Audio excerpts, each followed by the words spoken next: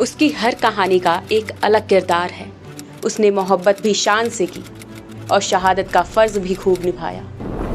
आधुनिक भारत का ख्वाब आंखों में संजोए 40 साल का युवा हैंडसम नायक जब बदलते परिवेश की राजनीति वाले भारत का प्रधानमंत्री बना तो पूरी दुनिया की नजर उस पर थी।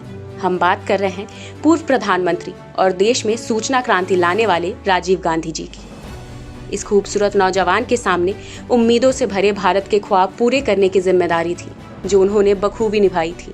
हिमालय की तलहटी में बसे दून स्कूल से पढ़कर राजीव कैम्ब्रिज के ट्रिनिटी कॉलेज गए, फिर लंदन के इंपीरियल कॉलेज से मैकेनिकल इंजीनियरिंग की पढ़ाई की। युवा नायक में पायलट बनने का जुनून था। आखिर वो पायलट बने।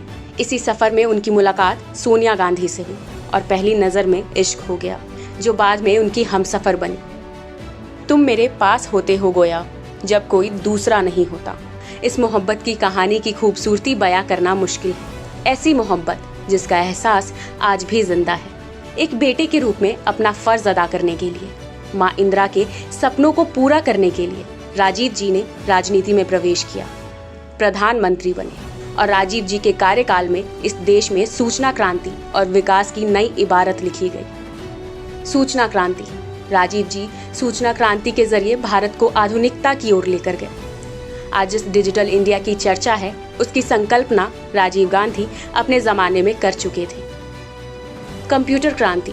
राजीव जी का मानना था कि देश की युवा पीढ़ी को आगे लेकर जाना है तो उसके लिए कंप्यूटर और विज्ञान की शिक्षा बहुत जरूरी है। वोट देने की उम्र सीमा घटाई। राजीव जी ने वोट देने की उम्र की सीमा 21 से घटाकर 18 की और युवाओं को मताधिकार दिया।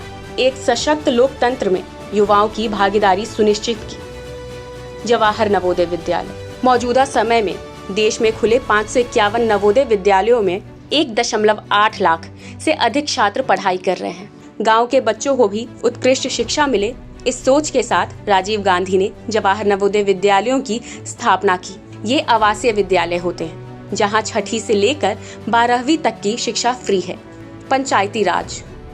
गांव को सशक्त बनाने और लोकतंत्र में जन जन की भागीदारी सुनिश्चित करने के लिए पंचायतों को अधिकार दिए गए। महिलाओं को 33% आरक्षण का अधिकार। राजीव जी का मानना था कि लोकतंत्र में सबकी भागीदारी सुनिश्चित होगी तभी देश का विकास होगा, इसलिए उन्होंने महिलाओं को चुनाव में 33% आरक्षण दिया। युवा नायक राजीव जी ने भारत के सपनों को उड़ान दी, जो आज पूरी दुनिया पूरी होते देख रही है।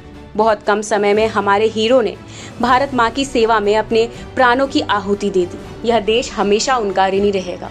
मिट्टी की मोहब्बत में हम अशुभता सरों ने वो कर्ज उतारे हैं जो बनते भी नहीं थे।